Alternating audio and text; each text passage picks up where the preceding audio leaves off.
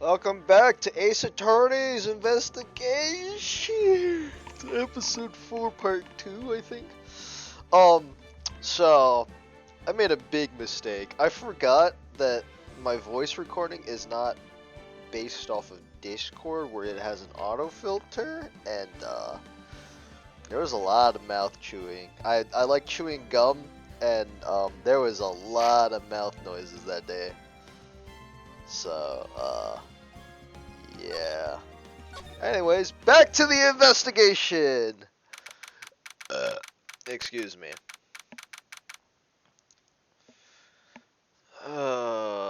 Writing code December 27th. Law office.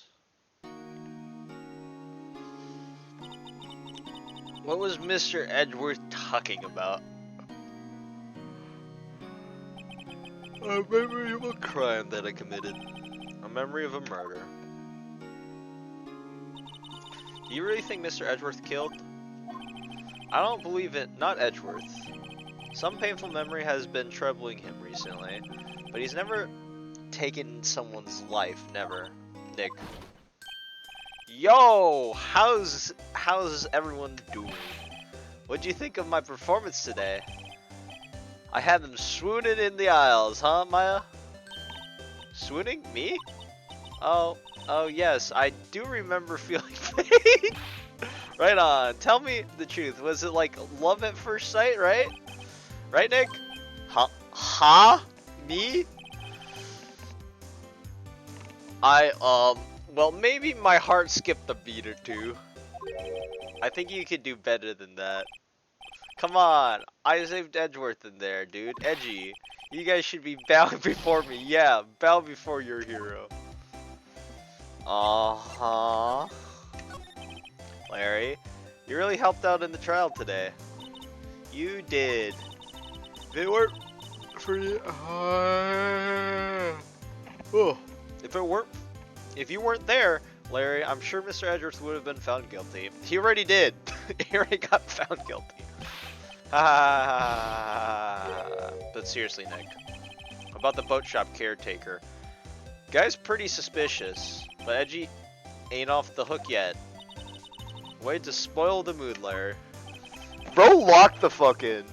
Bro was like, he is an issue.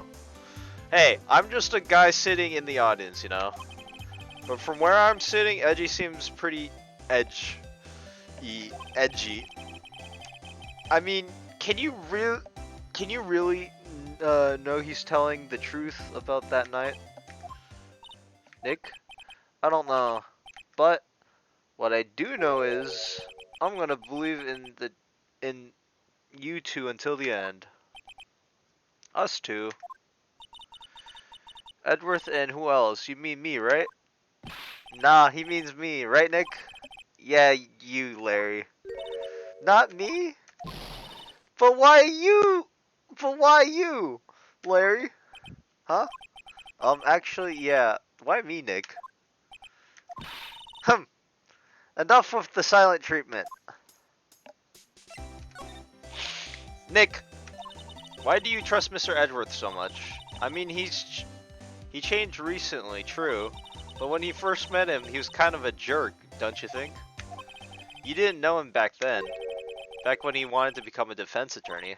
Wait, that was when you two were classmates? Yes. In grade school, they saved me, Miles and Larry. They saved me and I'll never forget it. That's why I became a defense attorney, you know? What? Hey Larry, what's he talking about? Huh? Oh, I'm sorry, I kind of forgot. Okay, Nick, out with it. I'm going to hear this story today, and that's final. Okay. It's kind of a long story, so hang in there.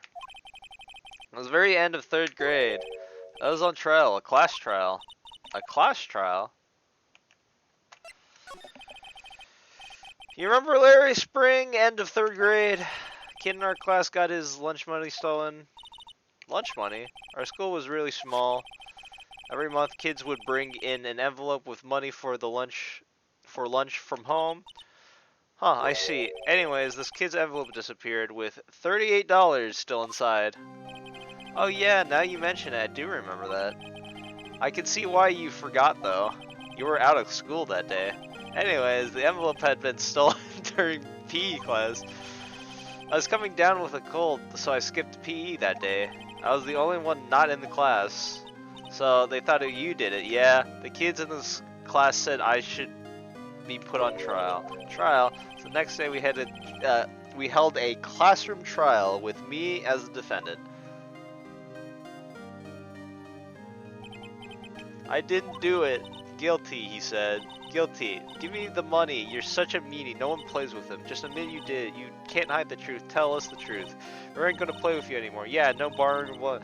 You shouldn't be allowed to relay lace or in the library. Give back my 50 cents I loaned you. Didn't you even roll in that? Now, Phoenix, you know you shouldn't steal people's money. It's not right. But in the end, the teacher thought I've done it. Go over and apologize, Phoenix. I didn't know what happened. I was so sad, I couldn't stop crying. Everyone's staring at me like I'd done it. I tried to apologize and went to the boys. I went to where the boys whose money's been stolen was sitting. That's when it happened. You shouldn't have to apologize. The only thing that belongs in a trial is evidence. Anything else has no place. You should be all ashamed, amateurs. Miles?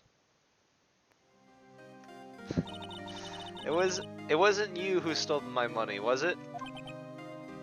No? Then you shouldn't apologize. Everyone's been shouting you did, but no one else has any proof. That's why, Your Honor, this boy is innocent. But Miles, it was your money that was stolen. Yeah, he did it. He's the one. We don't need proof. Make him say he's sorry. Why do you all just shut up? Why was Larry there? This is always how it is. Everyone ganging up and picking on one person. True. Just think how he feels. He said he didn't do it, so he didn't do it. Oh yeah, I forgot that Miles was the one whose money got stolen. Right. It's Miles's money. Very well. I will replace the money myself. This class trial is over. And that's how it happened. After that, the three of us were best friends. Well, I had no idea. Yeah, I had no idea either. I mean, I forgot. That's when I learned what it meant to be alone. Totally alone without a friend in the world. You did a good thing, Larry. Yeah, well, I was just lucky that I took the day off from school. If I'd been there, I would have thought I've done it. So I took it kind of personally, see?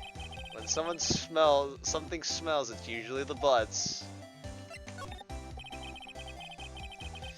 Anyways, Edgeworth and I talked after the class trial, and that's when I heard his father was a defense attorney. I remembered his eyes would shine when he was talking about his father. I'm going to become a defense attorney, just like my father. A famous defense attorney. And then a few months later, he suddenly transferred to another school. The DL6 incident, right. I'm not sure, but the transfer probably had to do with his father's death. That's so sad. It was several years later when I heard Edgeworth's name again. There was an article about him in the newspaper. The headline was something like, "The Dark Suspicions of the Demon Attorney. Fabricating evidence, manipulating testimony, and covering up facts." The article said he'd do anything to get a guilty verdict. Anything. But why? What happened? I mean, it's not the Edgy I used to know at all. That's what I thought too. I tried getting in touch with him. I don't know how many times. He never replied. I guess he didn't want to see his old friends. I couldn't drop it though. I wanted to meet him and to learn why he'd become who he had become. And that's when I decided. Wait, you don't mean that's why? That's why you became a defense attorney? To meet Edgeworth? Yes and no. It's revealed in future games that it's a yes and no kind of deal. He did come to meet Edgeworth, and then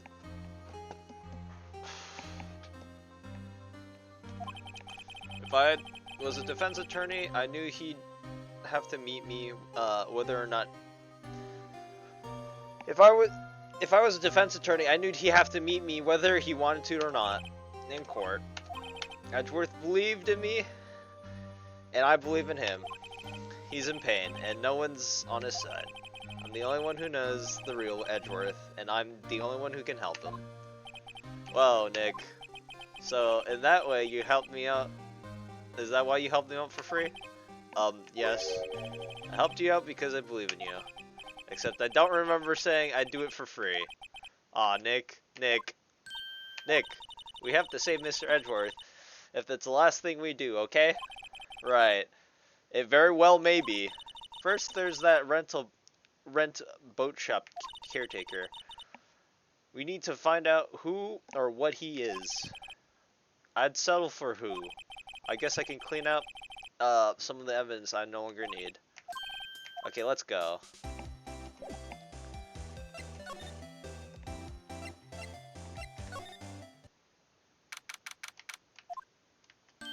Hey pal, long time no see. Oh, Detective Gumshoe.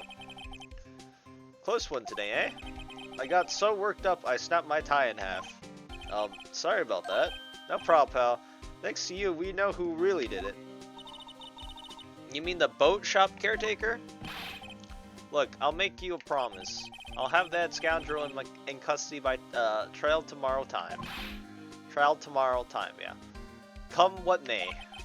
It's my duty as a police officer. Now I'm off to catch me a criminal. Detective Gumshoe sure is active today. Oh, one more thing. Eek! No one can go into the woods today. The woods? Where Lola was camping? The woods are off limits to camping apparently, and the park ranger found out. He got pretty mad and no one can go in for a while. I guess Lola is in a lot of trouble! God, that one hurt. Anyways, I'll be seeing you tomorrow.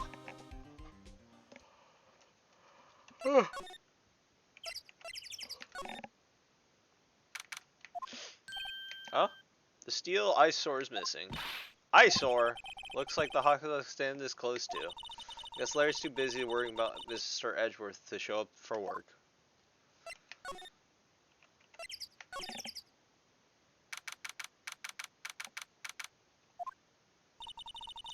Okay, the old caretaker got away. Yep. I never imagined he might be a real murderer.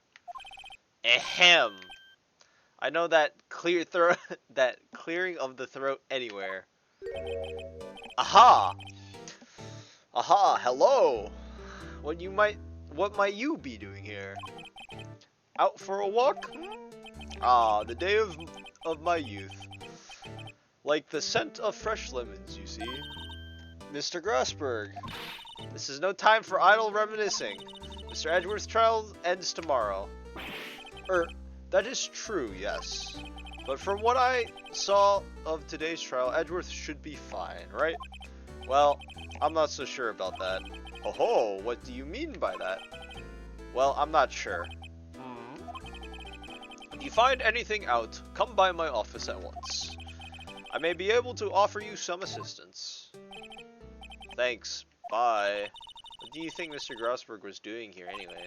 Who knows?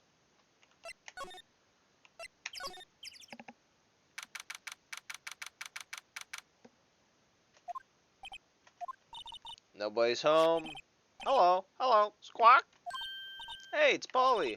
I wonder where your owner's gone, Polly. Hello, squawk. I can't believe he'd run off and leave his poor parrot to fend for herself. Hello, squawk.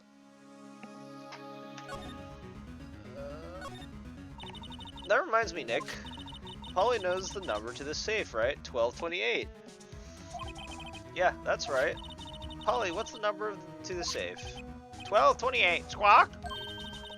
Let's open it. Nick. Come on. I'm sure there isn't any money in there. Aww. But hey, he keeps it locked right, so there must be something of value in there. I'm not so sure. Okay, let's see what's in there. Guess it might be a clue or two. Only thing in here is a letter. A letter? Aw, boring. There's no name or signature on this thing. It's handwritten very precisely in clean letters. Get your revenge on Miles Edgeworth. Edgeworth? Nick? Why would Mr. Edgeworth's name be on here? How should I know? I'm going to read the whole thing. Get your revenge on Miles Edgeworth. It also says this is your last chance. Now to get the revenge on the two men who ruined your life. The rest of the letter goes on to describe the murder plot in detail. How to kill Robert Hammond and frame Edgeworth. Hauling Edgeworth out to the lake, getting him on the boat, firing twice. This is exactly what I figured out today in court. It's all here in perfect detail. What do you think this means, Nick? I don't know, but it looks like these are instructions for that caretaker. Or when he killed Robert Hammond and called out Edgeworth, and he has following instructions. But who could have written that letter? And what does it mean to get revenge on Miles Edgeworth? Look, I don't know, okay? But one thing is for certain. This letter is an amazing clue.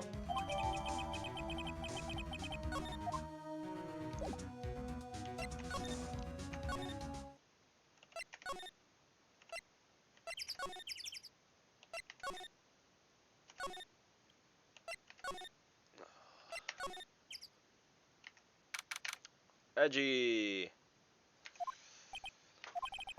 You look as grim as always. Mr. Edgeworth, I heard the story about the class trial. Class trial? What do you mean? You don't remember? No, I don't. Your lunch money was stolen, wasn't it? In 3rd grade? Lunch money? Oh, right. Yes, I seem to remember something like that. Nick, I think you're the only one who really remembers. Well, I'm probably the only one. It probably only really mattered to me, anyways. Mr. Edgeworth didn't, you know? That trial's the reason Nick became a defense attorney. Ridiculous. Gee, thanks. That said, does sound like the kind of thing you'd do. You haven't changed a bit, have you, Wright? So simple, to a fault even. Well, maybe, yeah, but I think you changed too much, Edgeworth. Damn, you saw the eyebrows, perhaps.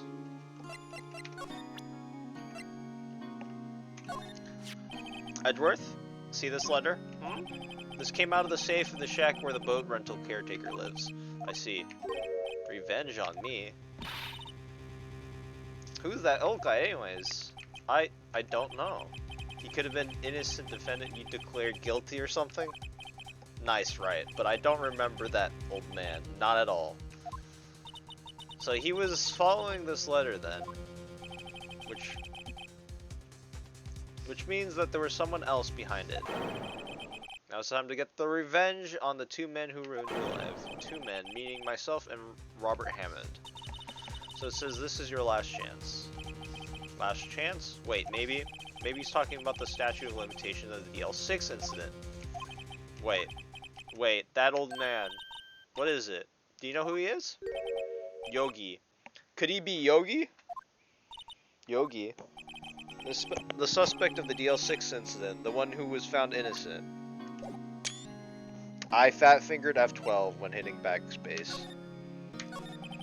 Hey Edgeworth, why did you become a prosecutor anyways? You used to look up to your dad. You said you wanted to be a defense attorney, right? I couldn't let myself deny reality like you. What do you mean? My father was taken from me and you want me to defend criminals? I'm sorry, right, but I'm not that good of a person. One suspect was apprehended in your father's murder, right? Yes, that man trapped in the elevator with my father. His name was Yanni Yogi. Yanni Yogi? Yanni Yogi. Yanni Yogi. He had to be the shooter. Anyways, he had to be the shooter any way you look at it. And yet he was found innocent. the defense attorney got him off the hook. That would be Robert Hammond. On that day 15 years ago, 3 of us were trapped in that elevator for 5 hours, when we were rescued, we all suffered from oxygen deprivation. I had lost all my memories of the murder. You lost your memory? Well, yeah, I guess that does happen when you have oxygen deprivation. Now then, I can't recall what happened in that elevator, but that was the crux of Yogi's attorney argument in court. He claimed Yami Yogi had not been sound of mind due to oxygen deprivation. Yogi was released due to the lack of evidence, innocent, and that's when I changed my mind. I started to hate defense attorneys. What's your relationship with Von Karma? He's my teacher and the man who deserves respect. I learned everything I know from the court techniques. I learned everything I know of court techniques from him. So he's like my sister was to you, Nick. He's a professionalist in all things. In court, in his personal life, he's obsessed with doing everything perfectly. Perfectly, huh? In all the cases he has taken on, none were left unsolved. Not one suspect was ever declared innocent, ever. But that's... I know. It's possible that some of the suspects were deemed innocent, or indeed innocent. However, it is impossible for us to accurately determine that in every case. All Von Karma does is his job to find the suspect guilty perfectly. In any case, it's impossible to find weakness in him. Should a weakness appear, he would do everything in his power to make it go away. Edgeworth, if you're saying is true, you're heading for a guilty sentence tomorrow. He's right. There's no time to praise the enemy, Mr. Edgeworth. It's a strange situation in which I find myself, I'll admit. No kidding. Yanni Yogi was the court bailiff at the time. He just happened to be in the elevator together 15 years ago.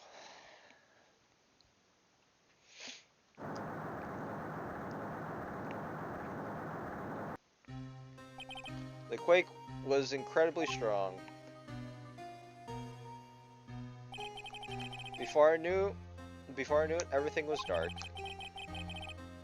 We were there for so long it felt like forever. The air thinned and the darkness closed in on us in that box. We became unsettled. Help, I can't breathe. Quiet, I said quiet. You're not making this any easier. I want to get out. Help, get us out. Don't shout. You'll use up more oxygen.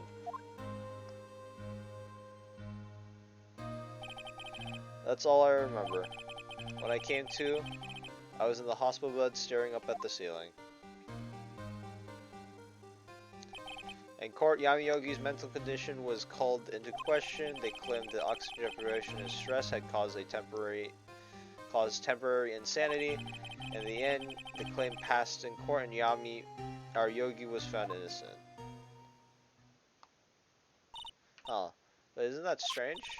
This letter tells us to get revenge on Edgeworth. Why do you want to take revenge on you? Right? Yeah? There's something I've been troubling me for these last few days. I didn't know whether or not I should tell you. You mean the nightmare? It's a nightmare I've had. A memory of a crime that I committed. A crime you committed. A memory of a murder.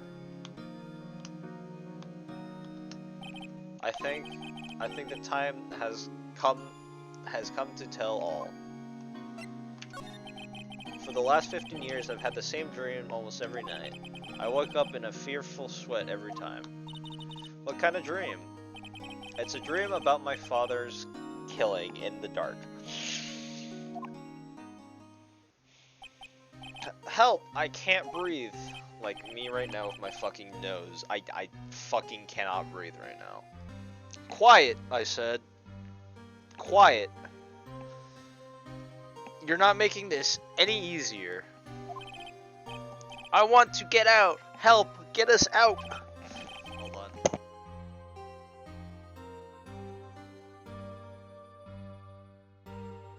Don't shout, you'll just use more oxygen. Now I am curious. Did... I can't breathe. You're using up my air. What? Stop breathing my air. I'll stop you. Ah, what? Where are you? Stop breathing my air. No, father. God. Ah. Hold on, sorry. My back is itchy in the one place where I cannot reach.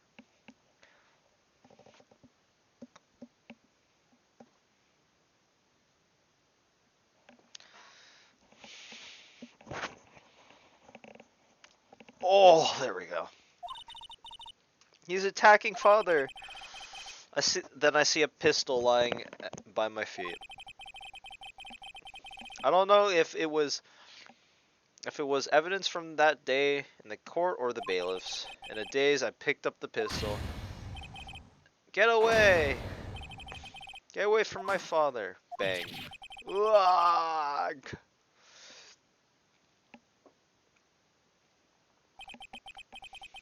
With that scream, I wake. A bone-chilling scream. A scream that rung out in my ears for the past 15 years. Indeed. Very, very unfortunate for you, Mr. Edgeworth. But, it's just a dream, right? That thought is the only thing that has kept me sane for the last 15 years. But what if I'm wrong? What if it's real? They say sometimes people shut out memories in self-defense. Maybe it was I who killed my father. What? If you think about it that way, this letter makes sense. Get your revenge on Miles Edgeworth. Think about it. Yogi was really innocent. That's why he wanted revenge against me. Wait, Edgeworth, you mean it was me? The true criminal of DL6 was... I was the true criminal of DL6. I shot my father. This is bad. What are we going to do, Nick? What can we do? I don't know. I don't think there's anything we can do. Like it or not. If there's someone else who knows... If there's someone else who knows all about the DL6 incident, maybe. There is, Nick. There's someone else who knows about the DL6. About DL6. There is. That would be Grossberg.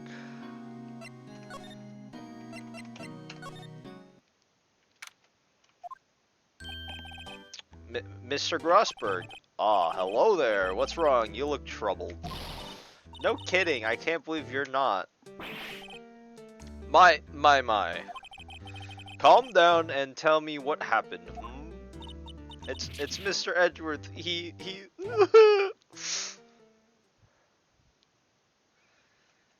I see. So Edgeworth dreamt he shot his own father. Only a dream. It's only a dream. Only a dream. I wonder. What? If that's the case, then why would you two look so troubled? Well, also consider this. Yogi quite certainly holds a deep grudge against Miles Edgeworth. So deep he'd want to frame him for murder. This only leads me to surmise that Mr. Edgeworth's dream was not a dream, it was real. As you imagined, Mr. Edgeworth threw a pistol to save his father, the pistol fired, and the deed was done. No, I don't believe it. Yogi was the suspect of the murder, and his career as a bailiff was irrevocably wrecked. Thus, he sought revenge on Miles Edgeworth. This was his last chance, of course, with the statute of limitations so close. What do you know about Edgeworth's father? He was a defense attorney without peer. It sounds trite, but it's true. Well, he may had one peer, and now I think about it. Your mentor, Mia Fey. My sister. Gregory Edgeworth was very disapproving of Mr. Von Karma's techniques. That's no surprise. Von Karma is an extreme man. Forge's testimony and evidence are nothing to him. The result, he has a perfect win record in court. To beat him, Gregory tried to call attention to his methods, and he lost. Died in despair, as it were. I see. When Gregory was killed, the police called a spirit on a spirit medium. That was your mother, Misty Faye. I am Gregory Edgeworth. I have been killed. The one who shot me was the bailiff, Yanni Yogi. Yet Yogi was found innocent. And that's why my mother left us. Everyone called her a fraud. That's right. Everyone thought she was, you see.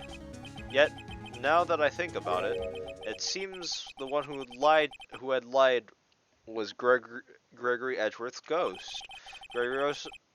Gregory Edgeworth must have known who shot him.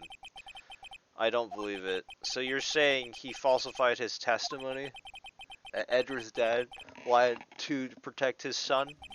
It's only a possibility, mind you, but a possibility nonetheless.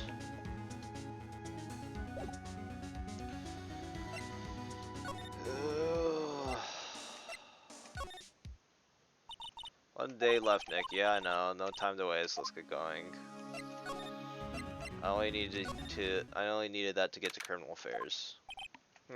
Looks like Detective Gumshoe hasn't come back yet. Gumshoe? He won't be coming back today. Oh, really? He said there was some guy he had to arrest by tomorrow. The boat shop caretaker. He shouted about catching him if it's the last thing I do, pal. Good luck, Gumshoe.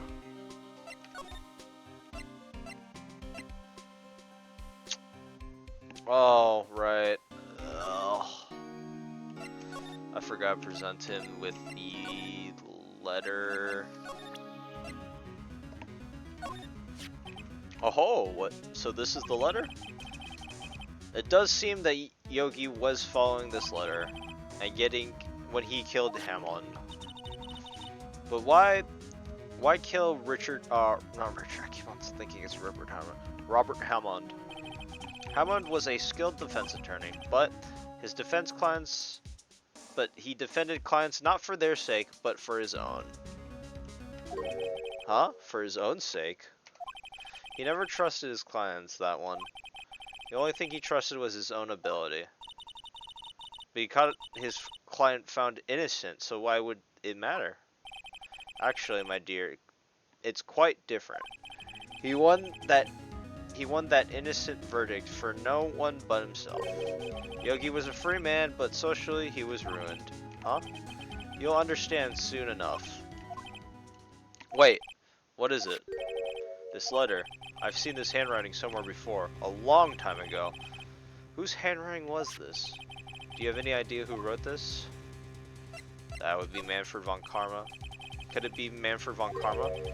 Von Karma? Why would he have something to do with this? Well, I'm not sure. Von Karma. Von Karma. What? Wait, you're right, my boy. This is Von Karma's handwriting. I'm sure of it. I used to see it all the time on court records. Well, what? But that means the one who told Mr. Yogi to kill was correct. Manfred von Karma himself. What does this mean then? Why would von Karma want to frame Edgeworth? If it was truly von Karma who wrote the letter, then he would know the truth. He would know that Miles Edgeworth had accidentally killed his own father. He'll say as much tomorrow in court, I should think. He'll press the point until the court finds Miles Edgeworth guilty. Oh no. But how could von Karma know Mr. Edgeworth's past like that? Even Mr. Edgeworth thought it was just a nightmare. That I do not know. Yet I do know that von Karma is both persistent and a professionalist. He is seeking to satisfy the grudge against Gregory Edgeworth by hurting his son. What do you mean? It was 15 years ago. Von Karma met Gregory Edgeworth in court, and von Karma did win, but he didn't make it through the trial unscarred. What happened in the trial between Edgeworth's dad and Von Karma?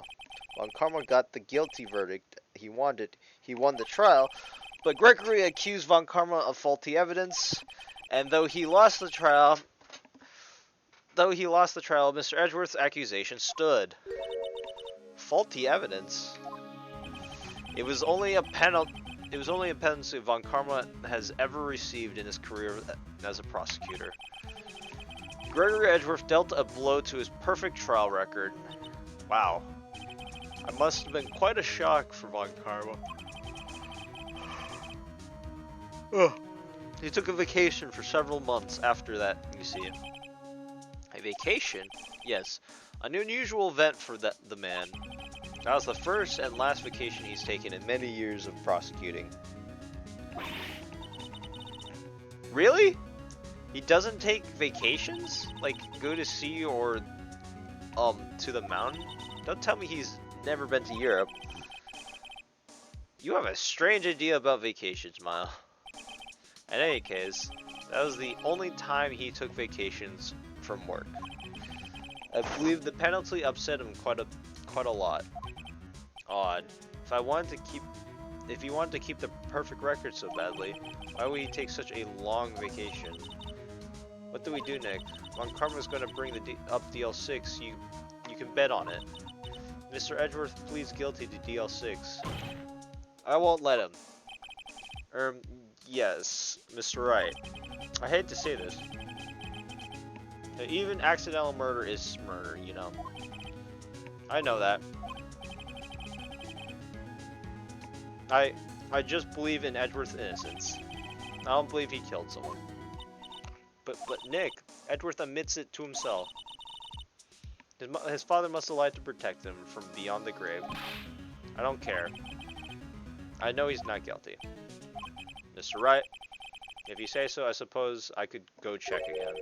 The police files might hold something of interest. Mr. Grossberg, thank you. I can't promise anything. The fact is, I think the chances of finding something are slim. I understand. The police materials, That's when I was supposed to move to... Hi, Edgeworth. I literally have to be here just because I can't get to this. There's hardly anyone here. Everyone must be out looking for the old guy Yogi. Ah, it's you. I don't think Gumshoe will be coming back today. Staying out late looking for someone. Sounds like Detective Gumshoe is pounding that pavement for real. We were wondering if we could check out the records room again. Well, now I can't have just anyone wandering around there. But I guess Mr. Von Karma's in there now anyways. He can go in as long as he's there. Von Karma? Yes. He just arrived, actually. Von Karma's in the record room. Nick, let's hurry.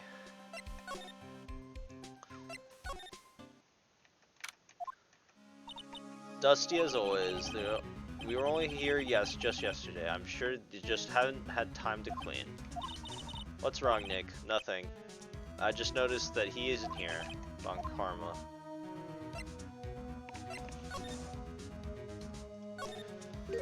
Huh? One of these drawers here's open. Someone must have been looking in it recently. Label says unsolved cases evidence. Unsolved cases? Nick! The file for DL6 is completely empty. What? What are you doing in here? Eek! There he is, Von Karma. You... How do you know my name? Huh? Have we met? What are you saying? We see each other every day, don't we? We're Miles Edgeworth's defense team. Defense team? Ahem. I beg your pardon. You seem... I really remember defense attorneys. They're like bugs to me. Needless things to be crushed. I can see how this guy was Edgeworth's mentor. Edgeworth is your student, right? Our managers still can't shed that veer of amateurism.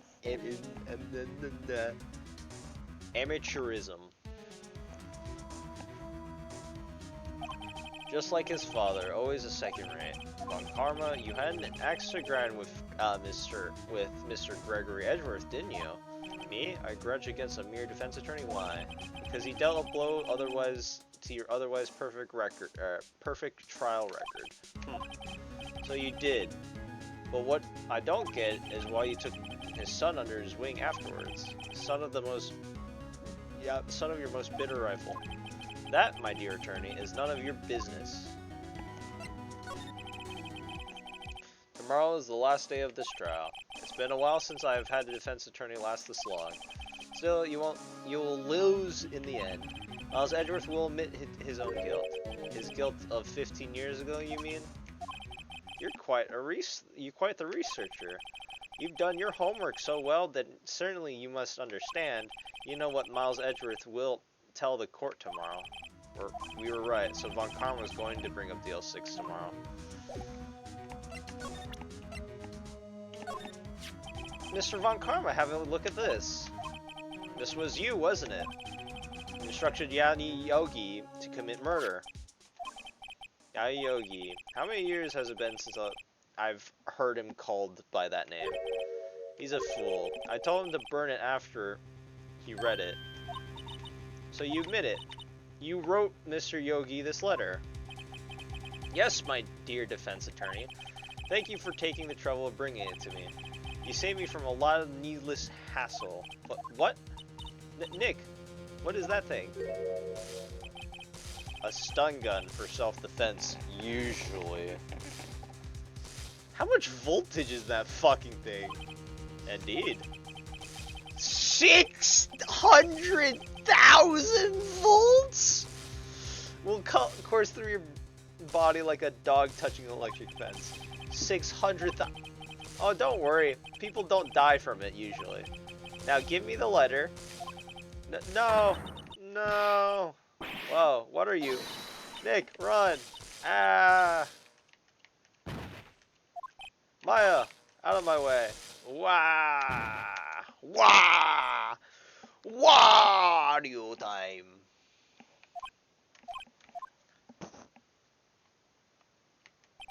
Ugh, he got us. The letter's gone, of course, and he took the DL6 evidence, all of it. Back to having no clues. Wait, Maya jumped first. Maya, is she okay? Maya!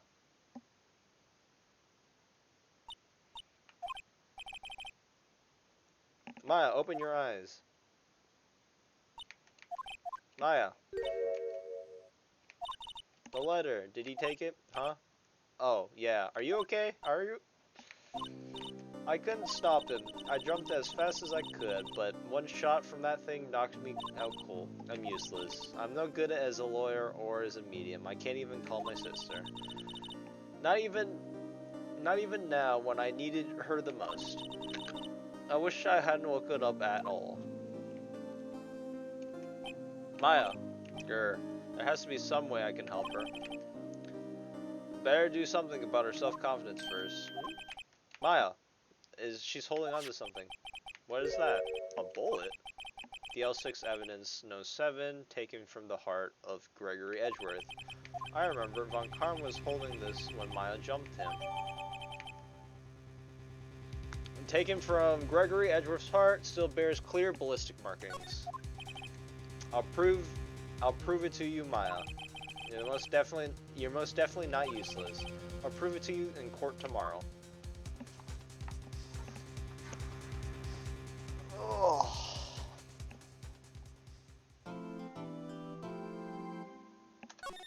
I'm surprised they don't have cameras in the record room.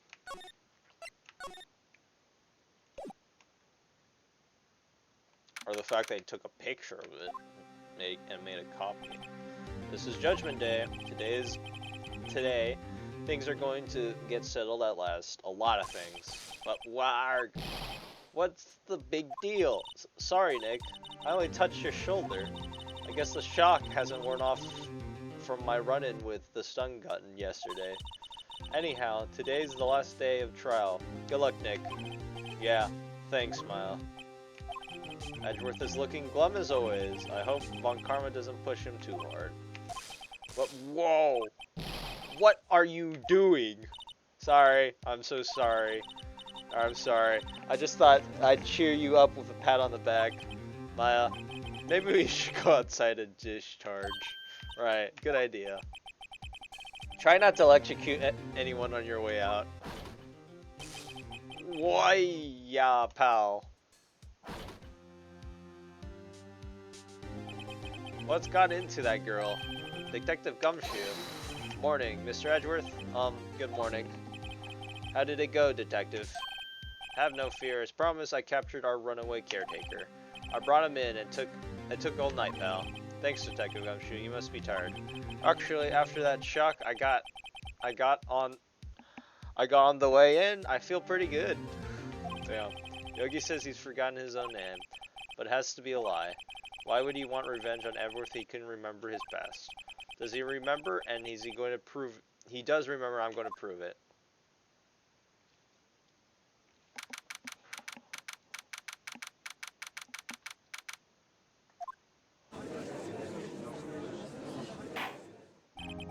Court is now in session for the trials of Miles Edgeworth. Defense is ready, Your Honor. A prosecution is ready. Right away. Right. Very well. I've reached the final day of our proceedings in this trial. I ask the prosecution submit decisive evidence. Understood. Come on, don't all be in awe into silence by every little thing he says. Very well, Mr. Von Karma, your opening statement. Right. Thanks to Detective Gumshoe effort, the boat rental shop caretaker has been arrested. At yesterday's trial, the defense asserted that the caretaker was the murderer. However, the caretaker has yet to confirm this. I would like to ask the defense to cross-examine him as much as necessary. Very well. Please bring the witness into the court.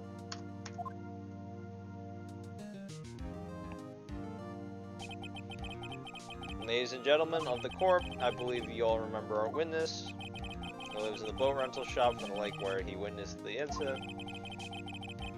In addition, he has currently lost his memory of his name and his identity. Witness, why did you run away yesterday?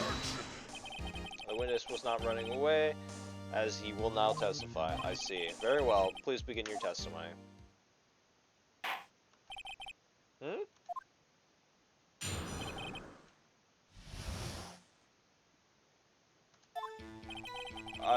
I'm really sorry about just leaving yesterday like I did. I wasn't running away or nothing. I went to buy some food for Polly, see? I figured I got nothing to do with the incident anyhow. I mean, I need one of those motive things, right? And I don't got one. So my testimony yesterday stands as it is. Very well. Let us begin the cross-examination, shall we? Yes and no, his name. Yami Yogi. You're Yami Yogi, I'm gonna prove it.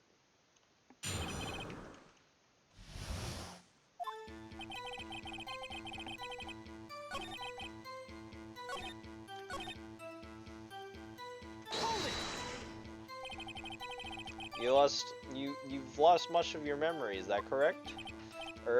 Yup, seems like it. Then how could you know that you didn't have anything to do with this incident? Or maybe you're lying about not having your memory. I know exactly who you are.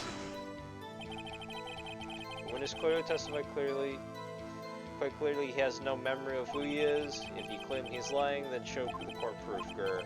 How am I supposed to prove that what's going on in that old cougar head? That's impossible. Glad to see you. I'm glad you've come to your senses, Mr. Wright. Very well, witness continue.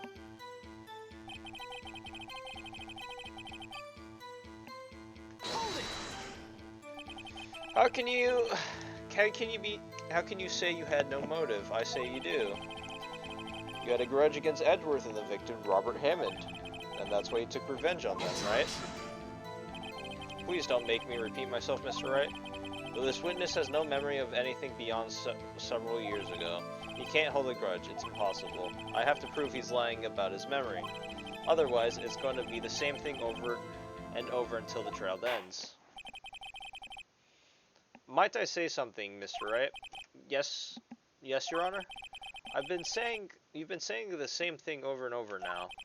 You've been calling the witness's memory of the past, or lack thereof, into question. But does this really have anything to do with the current case? Of course, Your Honor. The witness said he had nothing to do with this case and no motive. But both of these statements are a lie. Order, Mr. Wright. There's a serious problem with your claim. Or are you saying you know who this witness is? Of course, Your Honor. Oh, now this is interesting. I would like to know myself. So who is he? Don't play dumb, Von Karma. Mr. Wright, please tell us the witness's name. His name is Yami Yogi, the former court bailiff.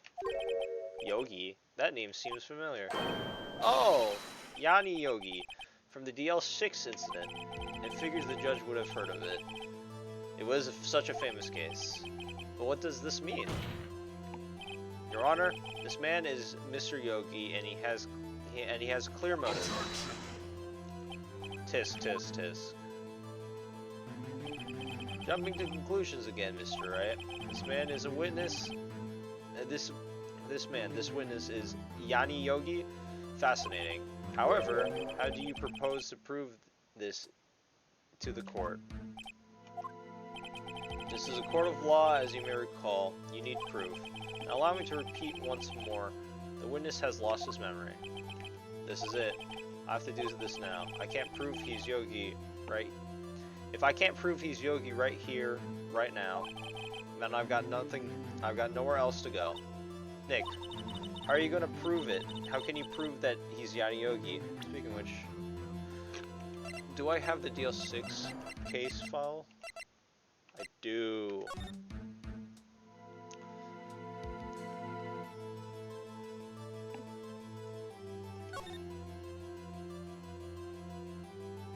Shot fired twice. After his arrest, Holly Jenkins committed suicide. It's okay. It's actually quite simple. Your Honor, please take this man's fingerprints. We'll compare them to fingerprints on the file for Yani Yogi 15 years ago. I see. That makes sense. Tisk, tisk, tisk. Huh?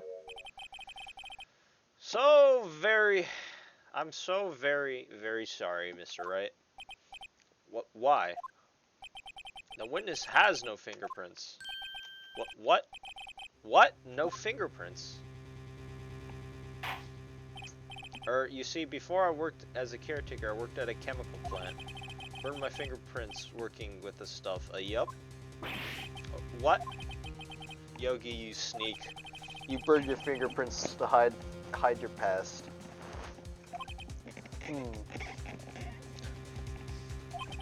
Well, if the witness has no fingerprints, I guess we will not be able to prove his identity, even though from a blood draw. No, tisk, tisk, tisk. Well, what will you do, Mr. Wright? It seems that the case has been decided. No. I know what happened, and I know everything. I just can't prove it. But no, I can't let it end like this. I can't lose. There has to be another way. There is no one who can testify as who this witness is. No one. Nick, what are we gonna do? I didn't even consider that he might have erased his fingerprints. What do I do?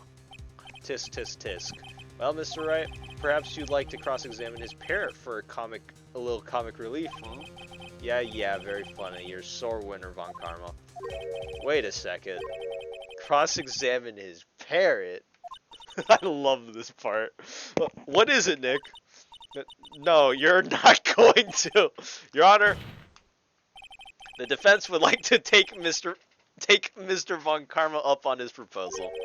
Take Mr. Von Karma up on my proposal? Exactly, Your Honor. I would like to cross-examine the witness's pet parrot. I love this part. Order. Well, what do you think, Mr. Von Karma? Do you need to ask? This is a farce. I object. Wait a second. You were the one who suggested I cross-examine the pirate, Von Karma. I didn't bring it up. You brought it up. I have a right to do as you suggested. Well, if you're so desperate, then please be my guest. Of course, should you go through with this, there's nothing come of it. I hope you're ready for the consequences. Nick, this is crazy.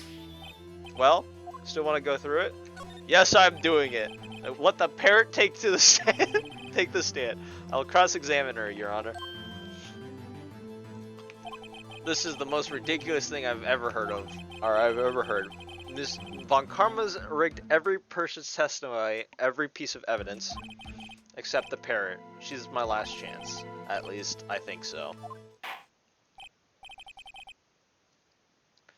Bailiff, bring the parrot.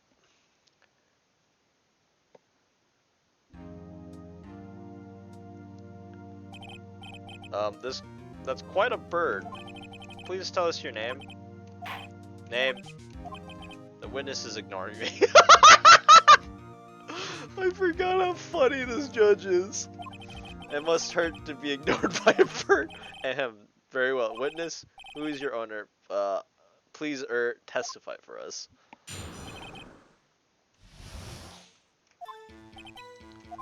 Hello. Hello. Squawk.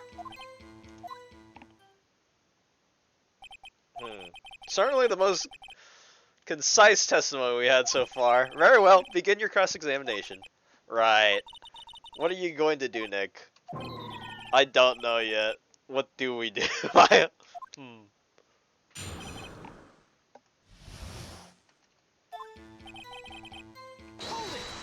Hold it. The witness can't just say hello and expect us to get anywhere. I want you to testify. You talk to her. Right, what do I say?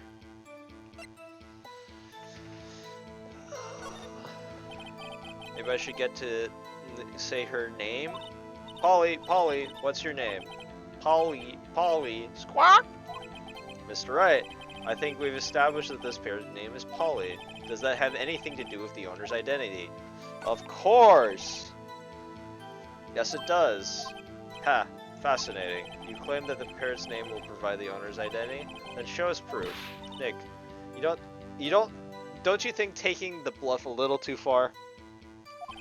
Listen, we're not here to answer the question, who is the caretaker? We're here to prove that he's Yami Yogi.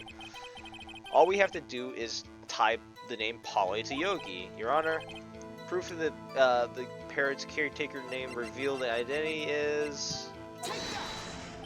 The DL6 case files. Objections. Quite a large file you have there. Which page is this proof on? Show us and stop wasting our time. Very well. Mr. Wright, please show us the page. Where in the file is the information connected to the parrot's name? That would be it's on the suspect data page. This page has all the information about Yami Yogi. Right after he was arrested, his fiancée committed suicide, see? Indeed, it does say that, yes. What is his fiancée's name? Polly Jenkins. Polly? Exactly, Your Honor. He wanted to remember the name of his fiancée who had committed suicide. That's why he named his parrot after her. I see. I guess that is possible. That is, a mere coincidence, that's all.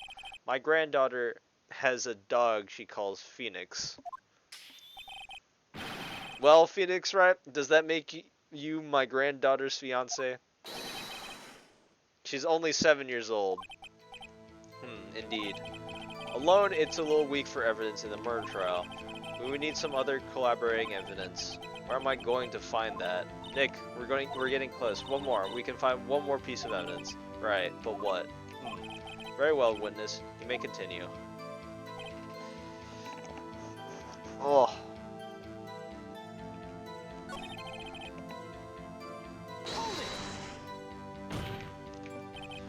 Witness, you can't just say hello, blah blah blah blah. You might talk to her. Okay, so for those who are questioning why I haven't said we have forgotten something, I'll just show it to you right now. Actually, why was I about to explain it? As I recalled 2 days ago, Polly ever forgotten something Squawk. Don't forget DL6 Squawk. I'll show it to you real quick why I didn't click this one first. If I can get Polly to say that here, that would prove the caretaker has something to do with DL6. Polly, have we forgotten something? Hello, Squawk. That's not what you're supposed to say. Forget. Something we forgot. Hello, Squawk.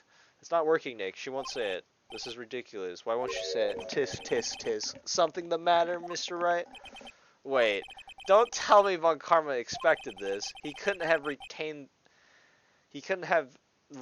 the parrot, could he?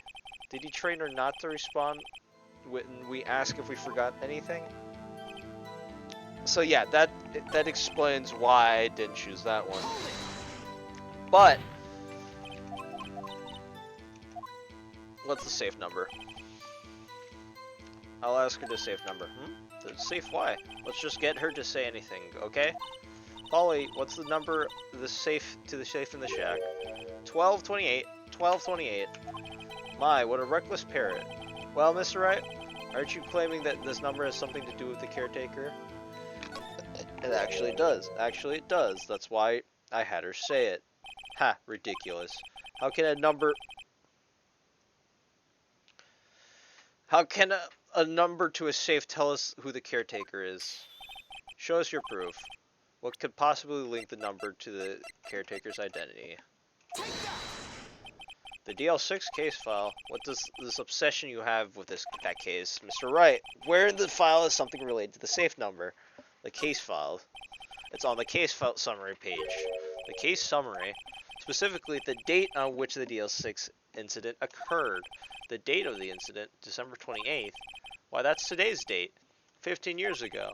And the number on that safe is 1228. Ah, he used the date of the DL6 incident as the number for his safe, Your Honor. That's how important that date was to him. I see. Certainly an interesting coincidence. People often do set their secret numbers to dates. Bah, this is not a tangible proof. I set my ATM card number to 0001 because I'm number 1. This has nothing to do with date. Nothing. That's enough. I think we've reached a conclusion here. The mere coincidence, that is all. True, that is a possibility. However, two coincidences at the same time does not seem more like a pattern to me. What are you saying? Summon the caretaker of the boat shop immediately. Witness, tell us your name. Wait, this witness doesn't even remember. No, it's okay. Ding. Bro's locked the fuck in. I accomplished what I wanted to do. I'm done. Nick, he looks totally different. This is the real Yogi, I think, finally. He's been acting feeble to hide his true identity. Acting for 15 years. Well, let me ask you again. Please state your name for the court. My name is Yanni Yogi. 15 years ago, I served as the bailiff for this very court. Order, order. Yanni Yogi. So it was you who killed Robert Hammond. I tried to framing Miles Edgeworth for his death. Yes, it was me. I did it. They put me on the witness stand 15 years ago. Robert Hammond said I was mentally unsound. He told me he would make me innocent, get me off the hook. So I pretended to have brain damage. I was innocent really, but he didn't believe me. I won the trial, but I lost everything. I lost my job, my fiance, my social standing. Then this year, 15 years later, a package arrived. It was a letter and a pistol. The plan was written out in careful detail. A plan for me to take my revenge on the people who ruined my life. I didn't care who had sent it. I thought it was this was my chance after 15 years. This was it. Finally, a chance to have my chance on revenge on Robert Hammond and Miles Edgeworth. I have no regrets. Wait a moment. Revenge against Miles Edgeworth? What do you mean? I'm not at liberty to speak on that matter. Why don't you ask Mr. Edgeworth yourself? Anyways, I admit it. I accidentally fat-fingered entered again. Von Karma, where is Mr. Yogi? Under arrest, Your Honor. I saw no room for error in his confession. Then the defendant, Miles Edgeworth, is innocent. In this case, at least. Very well. The defendant will please take the stand. There are a few mysteries left unsolved. Still, you are cleared from the suspicion of this particular case, so I would like to pass the judgment on the murder of Robert Hammond. Any objection? I don't believe it. Why isn't Von Karma saying anything? Very well. This court finds the defendant, Miles Edgeworth, not guilty.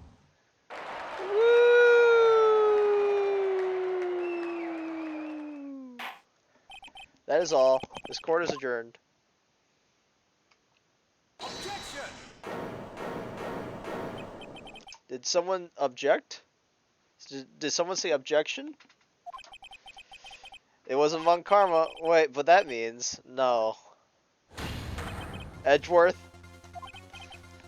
I love this music.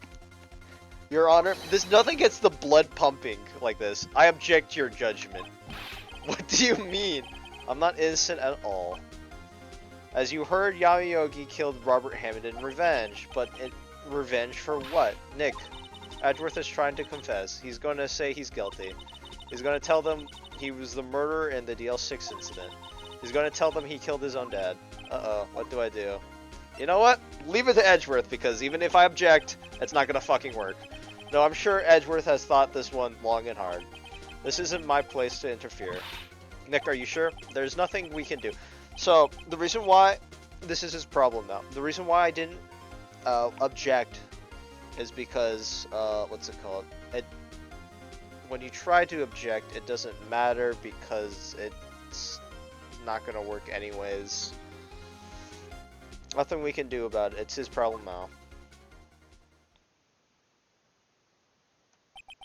For 15 years, I've had a recurring dream, a nightmare. It's only a nightmare. That's what I told myself. But now I know it wasn't a dream. Yamayogi wasn't the killer. You mean in the incident where your father died? From the distance, the shot, it wasn't suicide either. Everything was as clear as day. The murderer, the criminal in the DL6 incident, was me. Your Honor, I confess my guilt. I am guilty for the DL6. The statute of limitation would end today. The culprit is me.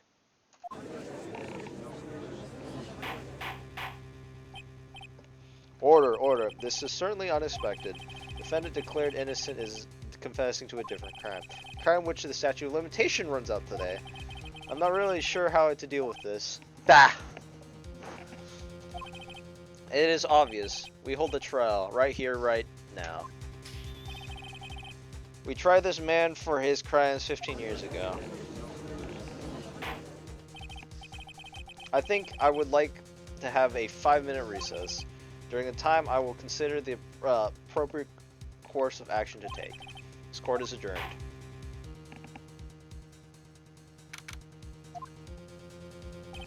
I'm sorry, Wright. I just wasted all your effort. All of your effort. Mr. Edgeworth, I don't believe it, sir. I mean, you killed your dad? I didn't want to believe it myself, detective, but it's the truth. I deserve to be punished. Murder is murder, no matter what the circumstance. This is crazy. Just crazy. Nick, what are you doing? Huh? Oh. I was just reading through the court records once more. I'm getting my case ready. Your case for what? Huh? Isn't it obvious? I'm gonna prove that Miles Edgeworth is innocent. Ding! What are you talking about, pal? He just admitted to it. He confessed that he did it. In court. I'm sorry, Edgeworth. But I don't believe your nightmare. But what? It's just a dream. It's not real. The truth is right here in the court records. In any case, tie your belts. The real fight is just begun. Or beginning. I'll prove your innocence, trust me. Right. And don't send me to the insane asylum, because I know I'm not insane. Now then, I would like to resume our trial. Judge, Miles Edgeworth has admitted to his own guilt. He has confessed his crime. Let us begin hearing his testimony.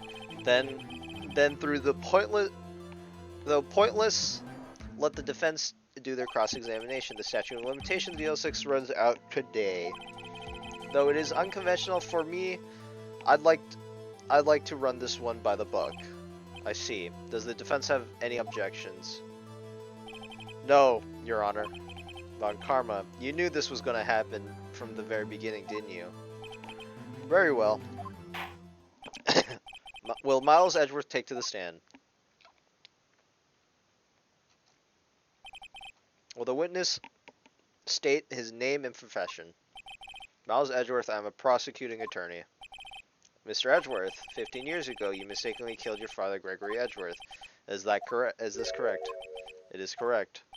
Then testify about this matter to the court. When Edgeworth was telling me about his dream yesterday, I noticed something. One detail didn't quite fit. That will be the key. That will be the key, but only if I can get it to work. Please, please, please. That day, I gone to the courtroom to observe one of my father's trials. As we went to leave, an earthquake struck, trapping us in the elevator.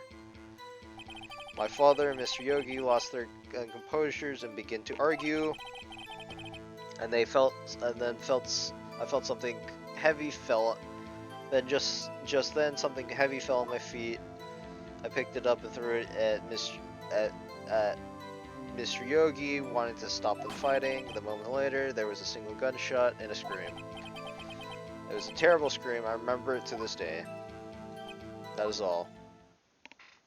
Well, for those who are curious on what's curious is right here. The murder weapon was fired twice. And just now, you thought this memory was a dream. It stuck to me in the elevator. We were stuck in that elevator for 5 hours. The oxygen in the elevator ran out, and I lost my memories of the event. Bah, the same claim Mr. Yogi has made. Very well. Mr. Wright, your cross-examination, please. Yes, Your Honor.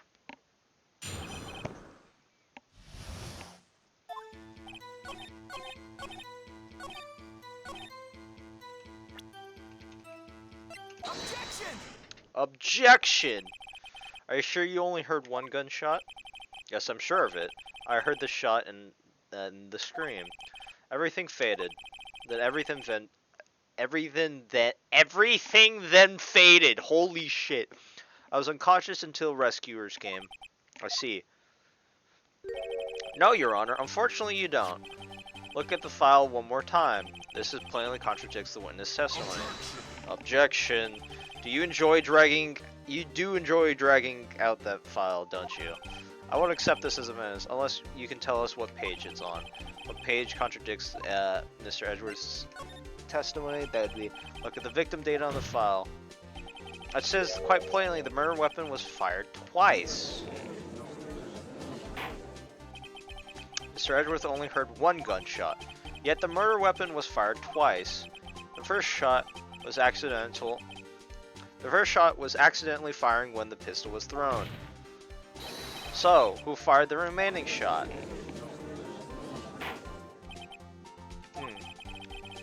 Was there perhaps another shooter who fired the second shot? As Your Honor, I'm sure aware, this incident occurred 15 years ago. The evidence is dated. The pistol did fire twice. However, we do not know when the second shot was fired. It might have been fired the day before the incident. There is no proof that the second shot had anything to do with this incident. What? I see. You do have a point, Mr. Wright. The murder weapon was fired twice, as you heard. One of the shots was fired by the defendant, a boy at the time. Do you have any proof that the other shot had been fired? Do Do you have any proof that the other shot fired had something to do with this case? Yes, I do. Your Honor, I think I will be able to show you proof. What? Impossible. Now, Mr. Von Karma, save your surprise after you've seen the evidence. Very well, Mr. Wright. Show us your proof. Do you have evidence that the second firing of the pistol was related to the incident?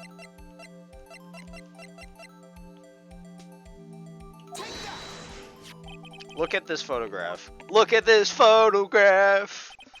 This is the photograph of the scene of the crime 15 years ago. As you can see, the victim is lying there. You can see the victim lying there is Gregory Edgeworth. This proves the murder weapon was fired twice at the moment of the incident. This photo proves it. So let me get this straight. This photo proves 2 shots were fired where? Your Honor, please get a clue. Show the judge the contradiction in the photo. That would be right there.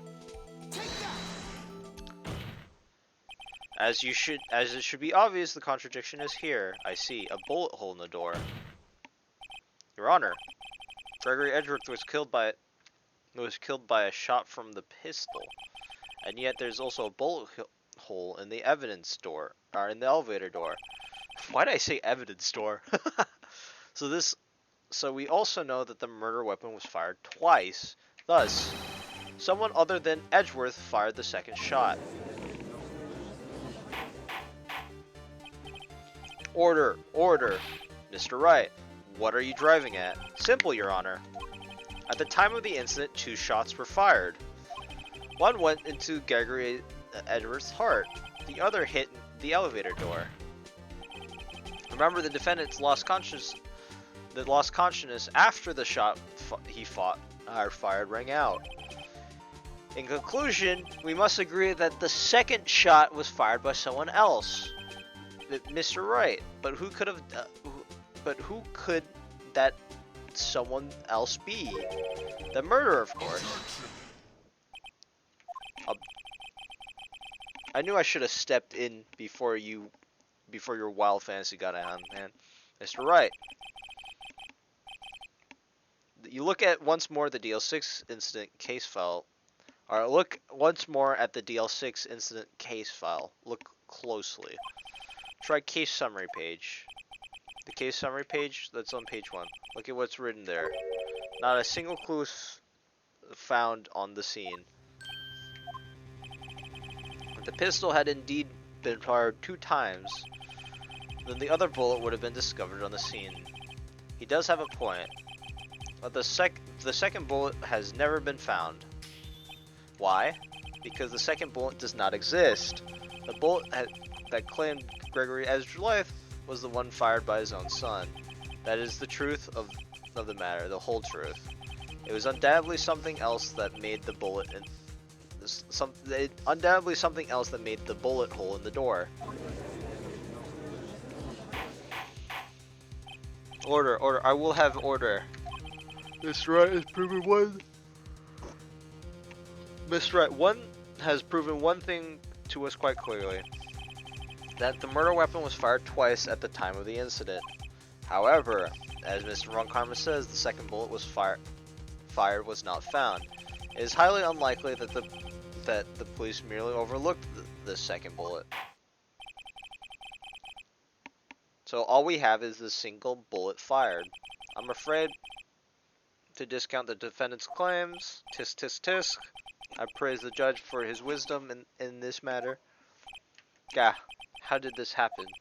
I don't believe that the second bullet didn't exist. Was I wrong? Have I been wrong about this whole incident? What are you doing, Nick? Why aren't you raising objection? I'm sorry, Maya. What? Looks like I was wrong, Nick. If the second bullet wasn't there, then all my conjectures are for nothing. But you said you'd do it, Nick. You said you'd get Edgeworth declared innocent. I'm sorry. It's just when I saw the photograph, I thought that 2 shots had been fired. So I was certain of it. I thought I'd won. I thought there was another person, someone else who fired the killing shot. But now, I was wrong to think think it could be that simple. His case stood unsolved for 15 years, Nick. Well, it seems like we have finally cleared up this incident. Only one bullet was found at the scene of the crime. That shot was fired by Miles Edgeworth, precisely. I would like to ask one thing of Miles Edgeworth before passing my verdict. Have you paying attention to the trial so far? Yes, Your Honor. Do you have any objections? No. No, I don't. I do not. So you killed your father, though it was not your intention. Yes, I did. Oh no. He's accepted the guilt. Very well. The statute of limitations on the murder of Gregory Edgeworth runs out today. Therefore, I must pronounce the verdict on the defendant today, right here, right now. Indeed. Does anyone have any objections? I've been here before. It's just like my first day in court. There's so many things I know I should be saying, but my mind's gone blank. I can't find the words. Mr. Wright.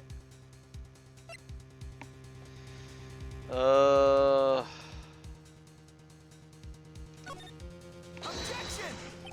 Your Honor, I object. Tisk, tisk, tisk. Mr. Wright, what grounds do you object? Oof, Nick, I don't know. His case is perfect. Oh no, gah. It must exist. The second bullet. What? What did you say? Nothing. The second bullet must exist, but where? Someone took it.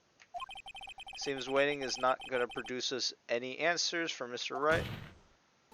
Wait, Your Honor. The second bullet. It existed. What? But we've just heard proof it does not exist. I realize that, Your Honor. I'm really grasping here. It's just that someone took it from the scene of the crime. That's what happened. But who? The murderer. The murderer? Then tell us who this murderer is. I'm still thinking about that one. So the criminal took the second bullet, but why? First of all, how would they have found it? It's not easy to find a stray bullet, Mr. Wright. There needs to be. There was something. Was there something pressing need for the murderer to search for that bullet? Why would the murderer have spent time looking for that stray bullet? I haven't got a clue. What's wrong, Mr. Wright? The murderer had no reason to take the bullet. You don't want to admit it, but it is true. It's true. Had to take it. Had to take it. The murderer. What does that mean? You're thinking too normal. Think crazy. Don't think why the bullet was taken. Think why the bullet had to be taken. Mr. Wright, yes, Your Honor. I have no idea what I'm doing. The murderer had no intention of taking the bullet from the scene, but the murderer had to take the bullet. That bullet had to, Mr. Wright. What does that mean? For instance, what? Maybe the bullet hit the murderer. The bullet hit the murderer. Just saying, for instance. I mean, if it hit you, you wouldn't have to take it with you. You would have to take it with you, would you not? It's not like you could perform surgery right there. You know? Wait a second. I was just talking off the top of my head, but what if that's really happened? What really happened? Let me get this straight. So the time of the murderer himself was shot, and they left the second bullet inside them, and they left with the second bullet still inside them, thus leaving only one bullet at the scene of the crime. Yes, I guess that's how it would work. Yes, but there's a problem with that. The other two people rescued from the elevator, Miles Edgeworth and Yamayogi, were both unharmed. I would leave. The murder came from outside. Yes.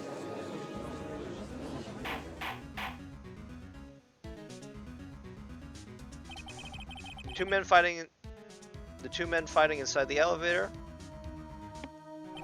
trying to stop him. The boy picks up the pistol at his feet and throws it. The pistol discharges and the bullet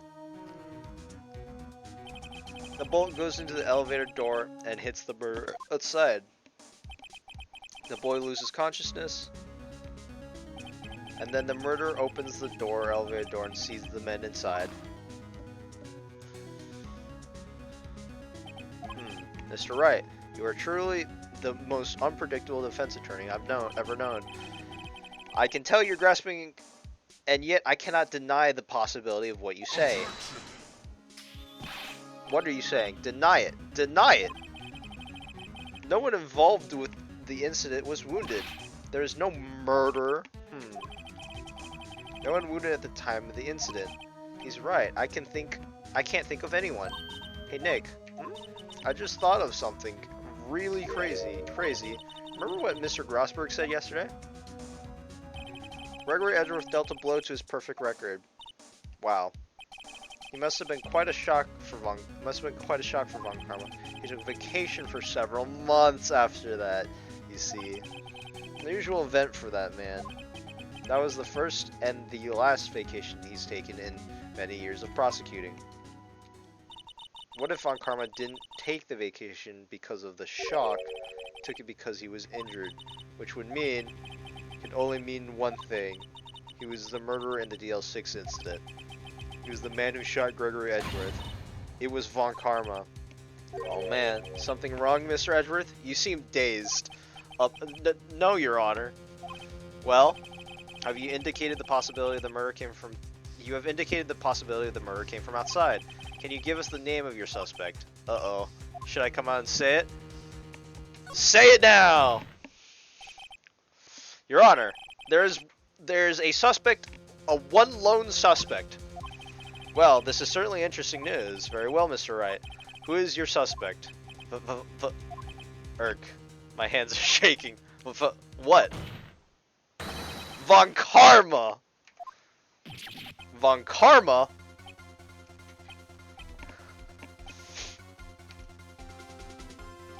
You mean the Von Karma, the prosecutor? The one standing right over there? Bah. You don't object? I see no need. Why honor this is ridiculous outburst with my objection. Because you took a vacation for several months starting the day after the incident, yet you pride yourself on a perfect record. Why would you take such a long vacation without any reason? So you're claiming that I took a vacation to heal my injury from the incident? Fascinating. Prove it. I wouldn't have needed surgery, no? Where did I undergo the knife at, Mr. Wright? Bring the doctor that have operated on me. Have him testify. Nick, let's find out who his doctor is. It's no use. Edgeworth? I know Von Karma, perhaps too well. He's perfect. He wouldn't leave clues. He probably didn't undergo surgery. That would leave a doctor and a witness. Grr. Nobody's that perfect. So, what, Nick? Did Von Karma pull the bullet out by himself? That's insane. No, he wouldn't have. You can't just pull bullets out yourself. Wait. What does this mean? That the bullet has to be somewhere. But where? Tisk tisk tisk. Well, Mr. Wright, can you produce evidence that I was shot?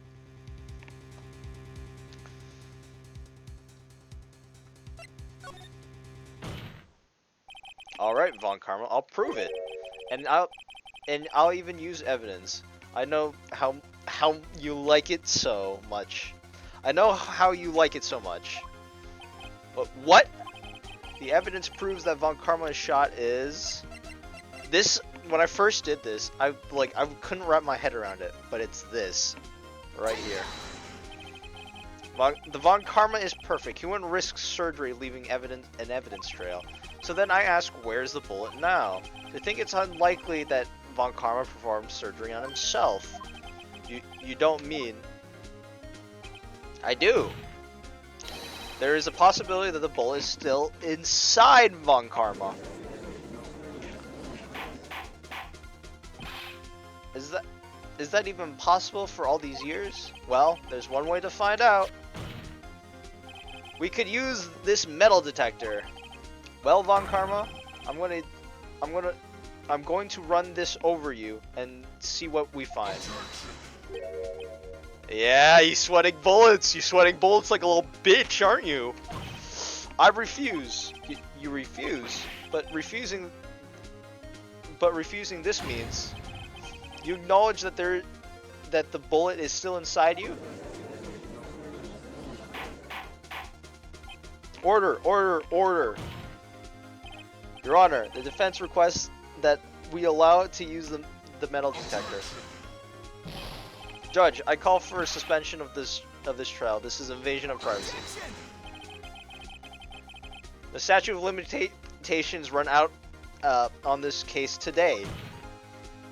It was you who had it was you who said we had to end it right now, right here, right now. Enough. I permit the use of the metal detector. Mr. Von Karma, you will submit yourself to testing. Nick, what does this mean? I don't know, but we have to give it a shot.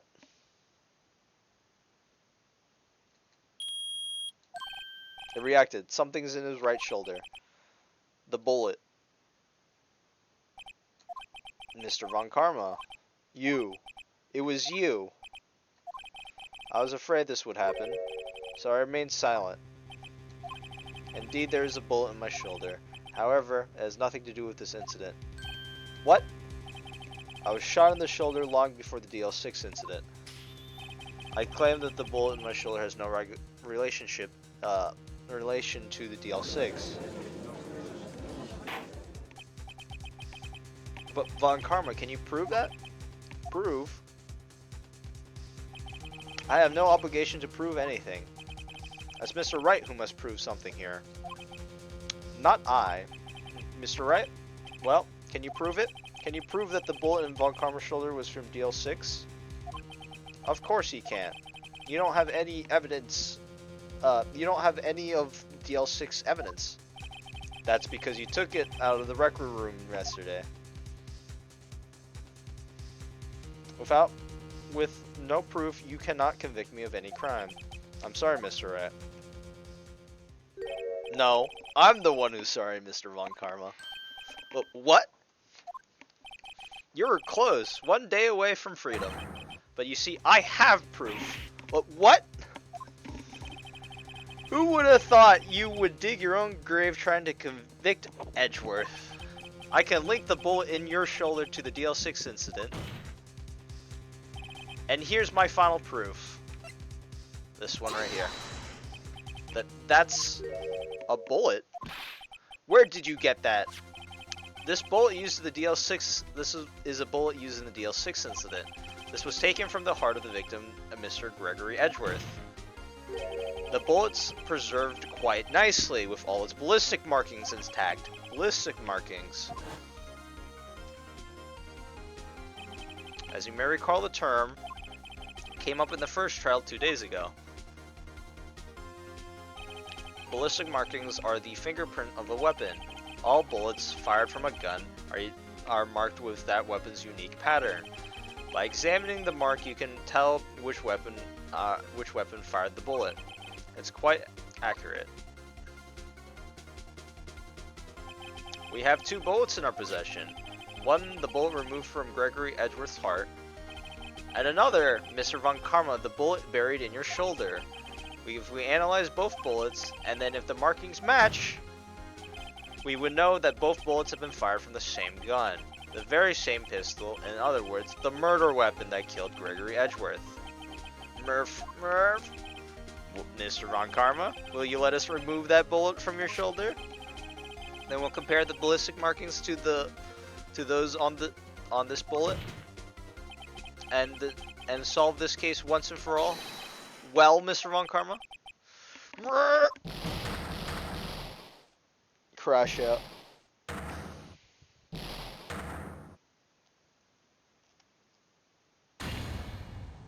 That scream. I've heard that scream before. Wait, I know. I'm not rereading this. I'm not rereading it. It's like the 9th time I reread this.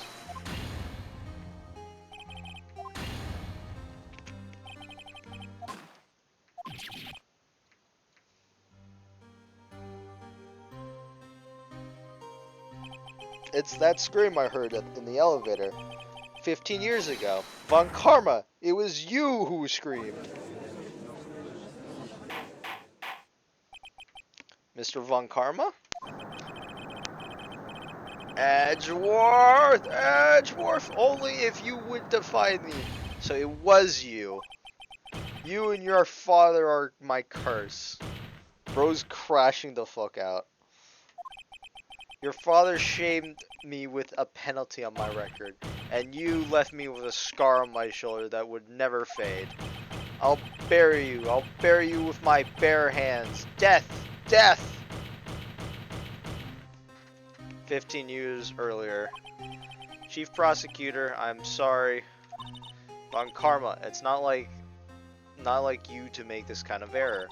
I never would have thought that Edgeworth would be the one to catch you. I was careless. I'm sorry, but you will have to be penalized. I've covered for you in the past, but not this time. Edgeworth. It was a shock like none other I had ever known. Me? Penalized. It took hours for me to regain my composure. Suddenly, I found myself in darkness. I was in the courtroom records room. I must have wandered in there without thinking where I was going. The room was pitch black. The lights must have gone out. I went out in the back of the hall and felt my way to the elevator. I pressed the button, but nothing happened. Then there was a noise. It was pain, a horrible burning pain in my shoulder. Just then the lights came back, the elevator's door opened up before my eyes.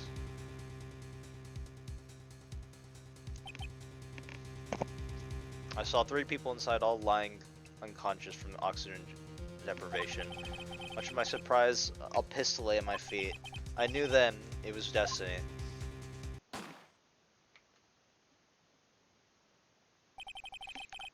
In his last moments, Gregory Edwards was still unconscious. He died never knowing who shot him. Later, he spoke through a medium blaming Mr. Yogi. He was fooled. It was the perfect crime. Tisk, tisk, tisk. Who would have thought another man would have come to open that elevator door? Judge, what? What are you doing? Do your job. Bring an end to this miserable charade. Now, end it. But very well.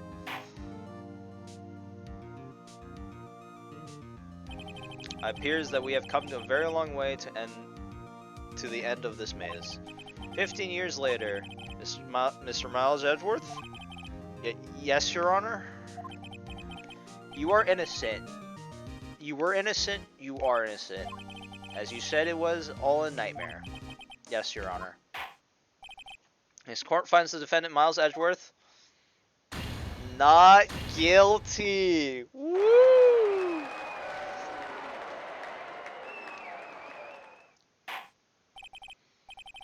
That is all. This court is adjourned.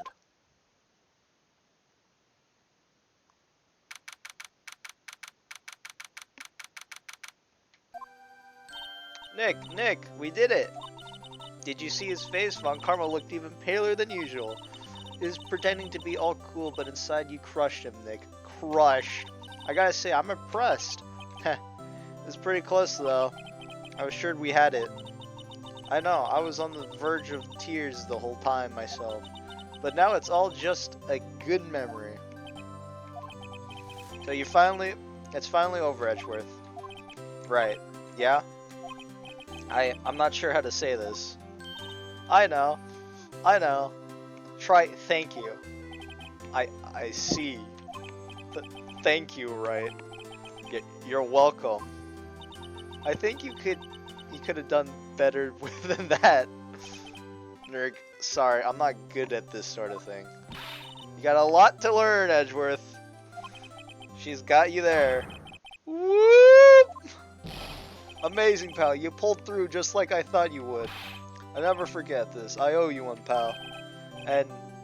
And tonight, let's party. Dinner's on me. Yeah, my salary went down a bit this month. But who cares? See, Mr. Edgeworth? You should take a lesson from Detective Gumshoe. That's how you say thank you. I see. Ahem. I feel foolish. Don't worry. Take it a little at a time. You'll get used to it. It's been 15 years since I've seen Edgeworth this unguarded. Hey, y'all! Loda! Y'all were great in there. Thank you. Yo, Edgeworth, congrats! Thank you. Thank y'all very much. I knew you were innocent from the start, of course. Just look at you. You would have stick your hand in the cookie jar even if there was no one there. You were the witness of the first day of the trial, weren't you? Well, yeah, well, let bygoners be bygoners, eh? Speaking of which, what are you doing now, Lola?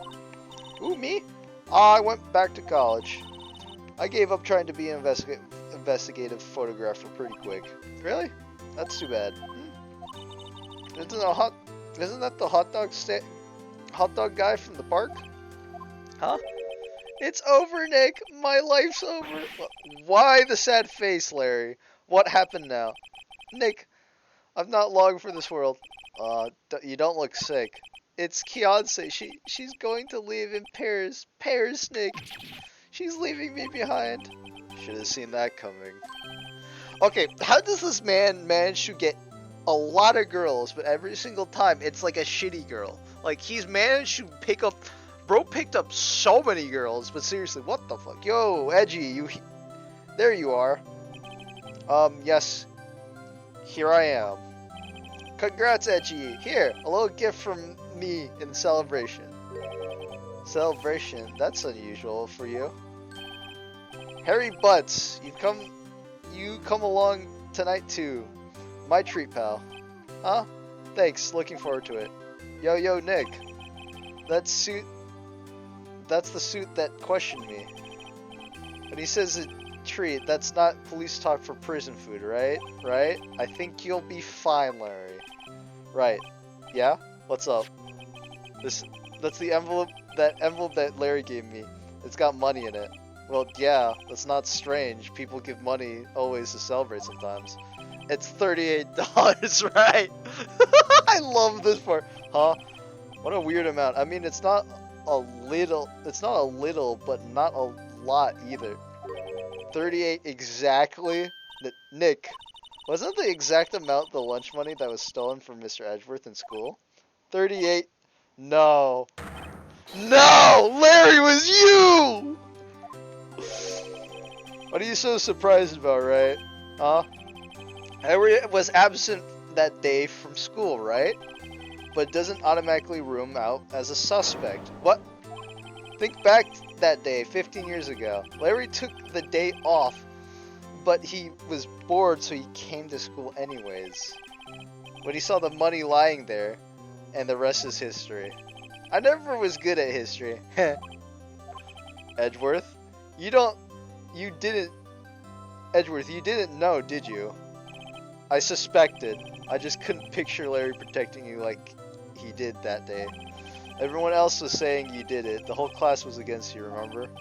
Yeah. Too well. Right. You may not know this, but we used to have a saying back in school. When something smells, it's usually the butts. I know. Really, right? I'm surprised you didn't figure it out. Well, this is sure an unexpected turn of events, eh? Edgeworth? You should have told me. Now, Nick, it was 15 years ago. Don't you think the statute of limitations have run out, Mr. Edgeworth? I'd say so, yes. There you have it, grr. Where does this leave me? I became a defense attorney for what you two did. Well, you have always been something of an insufferable emotionalist. Yeah, and you get worked up too easily, too. The death sentence to both of you. Man, if only I had known I'd become a prosecutor. The same goes for me. Only the other way around. For the longest time, I thought I might have killed my own father. I thought I might be a criminal. I became a prosecutor in part to punish myself. If I had known the truth, I might have become a defense attorney after all. Edgeworth. Want to switch, right? Hey, y'all. Line up. I'll take a photo. Hey, photo time. Let's go. And after that, dinner's on me. Dr. Gamisher out on the took us out on the town that night. We celebrate Edgeworth's newfound freedom. Ever though Edgeworth himself was still in detention.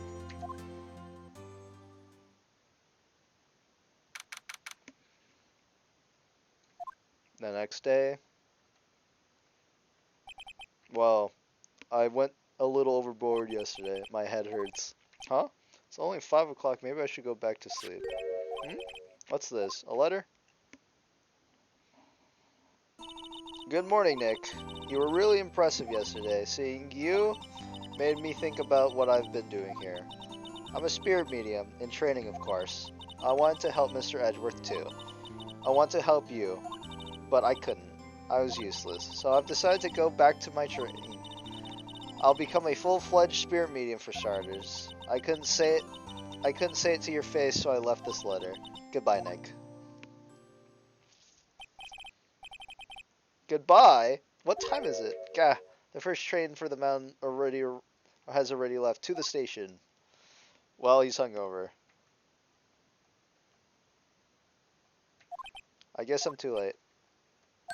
Hey, Nick, Maya. So, you're leaving? Yeah. It's hard being a spirit medium who can't talk to spirits. And I think you'll do fine without me, Nick. Be good, okay? Hold it! But wait. What? I never could have saved Edgeworth without your help, huh? On the last day of the trial, I heard Mia's voice. You heard my sister? Yes, I only heard a voice, but still.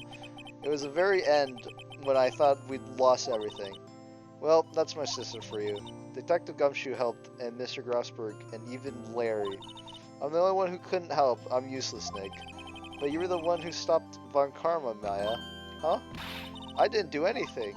All I did was wander around in daze. Sorry, but I have evidence that you helped. Evidence?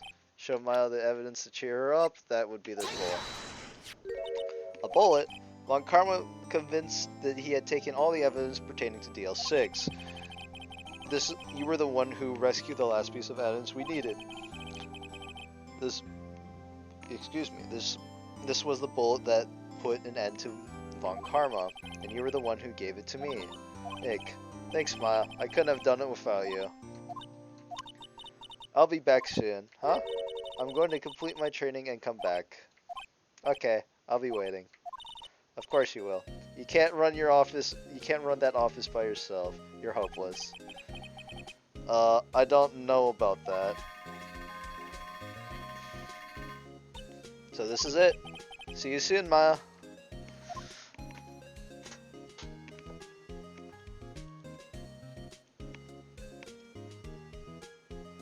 Thanks, Nick. You guys like meet each other like every other week. It's fine. So my story ends. Time to turn a new page. Saying goodbye to the novice defense attorney that I once was, and now a new story begins. With the same old crazy cast of characters. Ha! Don't think you've graduated yet, amateur. Mr. Wright, perhaps you'd like to rethink that claim. Yes, Your Honor. Uh-oh, got a bad feeling about this. Objection! Okay, so I'm gonna let the credits run, but one thing I never knew or was questioning was, oh, sorry, actually I've got to read this. Hey pal, Mr. Edgeworth came down to the precinct to wish me a happy new year. Talk about a pleasant surprise. Whoop! Detective Gumshoe! Then he hung his head low and went right back to the outside. Kind of like he was embarrassed or something. Strange, huh?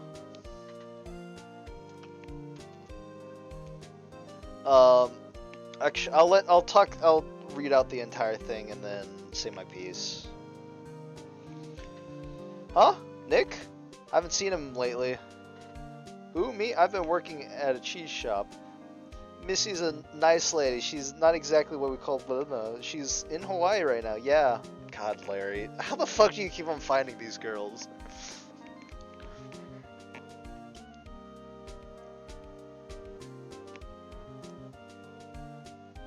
Pays who? Right? Yeah, I remember him. I heard he's been busy lately. You know, not ringing my own.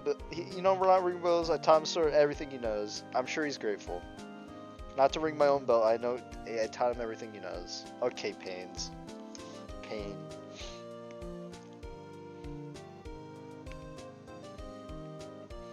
The bellboy, Phoenix, right? Ah, the defense attorney who I wrote the abitive for. Yes. As you should know, I've taken over our management of Gatewater Hotel. As you should be in the area, if you should you be in the area, please stop by.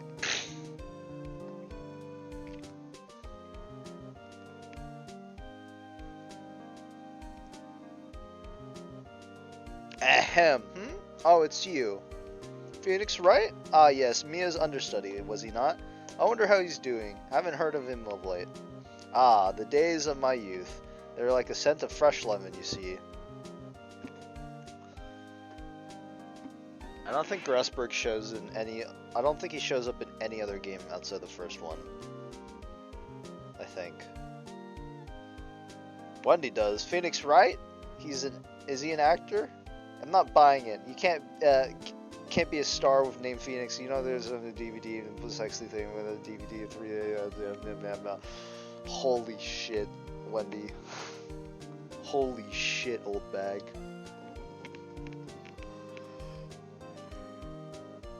Hey, Purrs, I'm pleased to announce Pink Princess is a hit. I'm sure I sure owe Mr. Wright a great deal. I'm keeping face out of the public till the show's over. Wouldn't want to ruin any kid's dream, you know.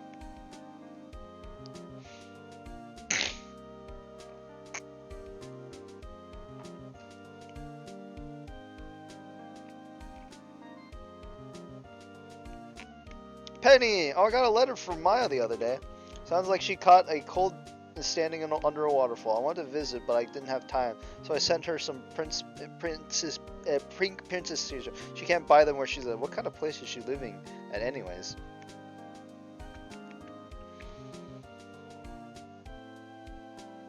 Manual? What the fuck does manual mean? Hi, Cody, right? Who's that? You want to talk? Let's talk Pink Princess, but, you know, I kind of snuck into the studio the other day. I saw her, the one inside the Pink Princess suit. Ugh, what a dog. What kind of shock for a boy of my tender age.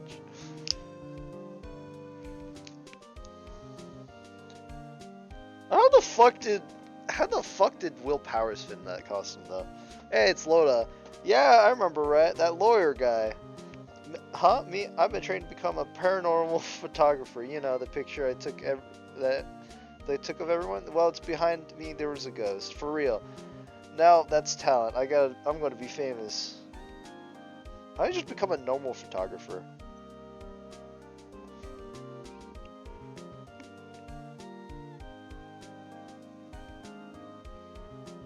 Oh, there's the photo. Oh, oh, that is right. The ghost is there. That's funny. Oh, wait, but that ties into the next game. When I start playing that next game, you'll see. But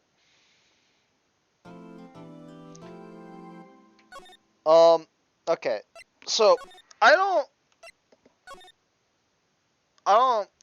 understand. Well, I originally thought this was the last episode for, you know, the game, but as you can see, it says episode 5. So I don't know if this was like some kind of DLC or something, or this was just like an extra add-on or anything. But outside of this, like, again, like I mentioned beforehand, like how the Edgeworth case was like definitely one of my most favorite episodes. This next one, oh my god, I love playing this one. This one is really good for what it is. This is like, again, I think this is also among top 5. I think it's episode with Edgeworth, this one, episode 5 of the first original case.